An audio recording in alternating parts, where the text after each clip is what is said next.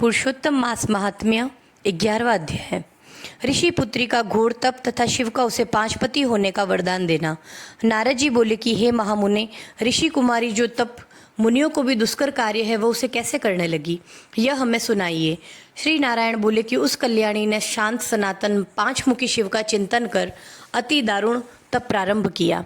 सर्पों के आभूषण, नंद और भृंगीगण से सेवित 24 तत्वों और तीनों गुणों से समन्वित 8 महासिद्धियों, प्रकृति एवं पुरुष से युक्त मस्तक पर अर्धचंद्र एवं जटा मुकुट से शोभित ऐसे भगवान शिव का ध्यान कर वह बाला ग्रीष्म ऋतु के सूर्य में पंचाग्नि के मध्य बैठकर परम तप करने लगी।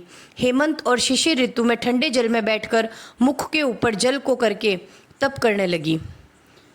उस समय वह ऐसी प्रतीत हुई मानो जल में कमलिनी खिली हो।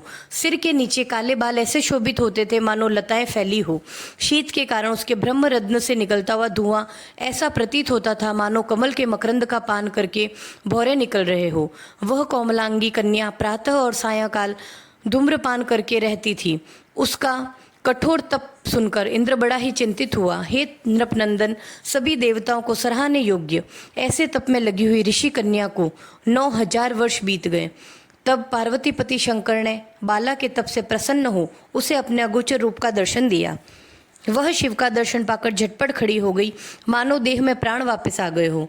वह तप से दुबली बाला हष्टपुष्ट हो गई। हवा, धूप और वर्षा से पीड़ित वह कन्या शिवजी को अत्यंत प्रिय लगी। तब कन्या ने नम्र हो शंकर जी को प्रणाम किया। फिर विश्व वंदित शंकर की मानसिक उपचारों से पूजा करके बड़ी श्रद्धा भक्ति से स्तुति करने लगी।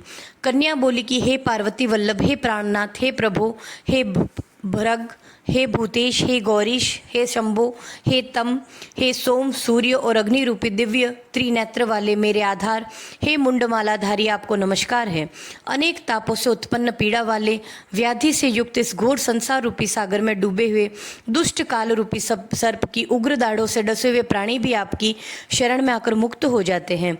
हे विभो, आपने बाणासुर को अपनाया, राजा अलर्क की मरी हुई स्त्री को जीवित किया। हे दयानाथ, हे भूतेश्वर, हे चंडीश्वर, हे भवत्राण, हे मृत्युंजय, हे प्राणनाथ, हे दक्ष यज्ञ के विध्वंसक, हे शत्रुओं के नाशक, अपने भक्तों के जन्म मरण रूप बंधन के नाशक, आवागमन को मिटाने वाले, हे सृष्टिकर्ता, हे प्राणपति, हे पापाहारी, आपको नमस्कार है। श्री कृष्ण बोले कि हे युधिष्ठिर, मेधावी ऋषि की तपस्विनी पुत्री मन और वाणी से शिवजी की स्तुति कर शांत हो गई। ऋषि पुत्री के महा उग्र तप से युक्त उसकी स्तुति को सुनकर शिवजी बड़े प्रसन्न होकर बोले, हे तपस्विनी, हे महाभागे, तेरा कल्याण हो। मन इच्छित वरदान मांग, मैं तुझ पर बहुत प्रसन्न हूँ, चिंता मत कर।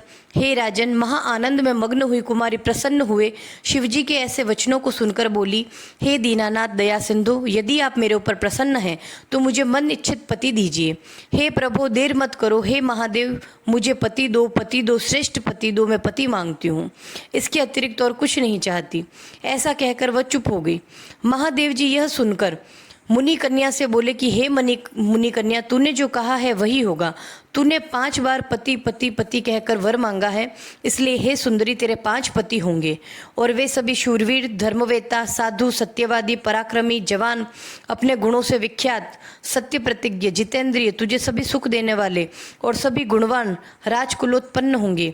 श्री कृष्ण बोले कि शंकर जी के ऐसे वचन सुनकर वह कांपते हुए बोली, हे उमाकांत, ऐसा अनीतिपूर्ण वर देकर मेरा संसार में तमाशा ना बनाए, क्योंकि एक स्त्री का एक ही पति होता है। 5 पति वाली कोई स्त्री कभी भी ना देखी ना सुनी। हाँ, यह संभव है कि एक पुरुष के 5 स्त्रियां तो हो सकती है। हे शंभो, आपकी आराधिका होकर मैं 5 भर्ता वाली कैसे हो सकती हूँ। हे कृपानिधे, ऐसा कहना आपको शोभा नहीं देता।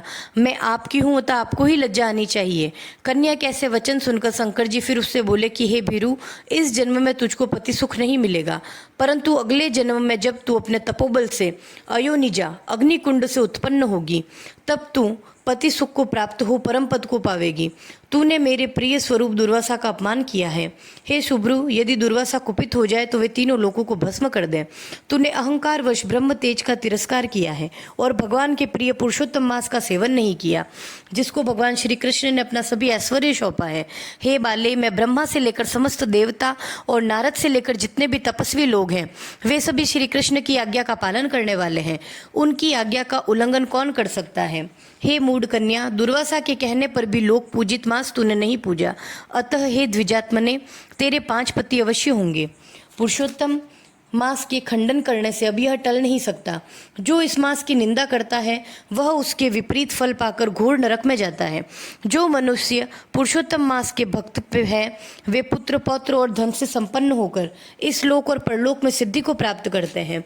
हम सभी देवता भी पुरुषोत्तम मांस के सेवक हैं, जिससे पुरुषोत्तम भगवान प्रसन्न होते हैं। ऐसे सेवन करने योग्य श्रेष्ठ मांस को क्यों ना पूजे? अत्यंत महान महात्माओं का वचन कैसे मिथ्या हो सकता है? तू ही बता। सदा बोलने वाले मुनियों की वाणी अनुकरणीय है। नीलकंठ महादेव ऐसा कहकर तत्काल अंतर्ध्यान हो गए। तब वह बाला अपने झुंड से बिछड़ी हुई मृगी की भांति चकित हो इधर उधर देखती रह गई। सूत जी बोले कि हे मुनियों, दूज के चंद्रमा से युक्त भाल वाले सदाशिव के अंतर्ध्यान होने पर जैसे इंद्र को वृतासुर दैत्य का वध करने पर ब्रह्म हत्या का लगने से अत्यंत चिंता हुई थी, उसी प्रकार मुनि कन्या दुर्वासा के वचनों का उल्लंघन करने के कारण चिंता में समा गई। बोलिए पुरुषोत्तम भगवान की जय।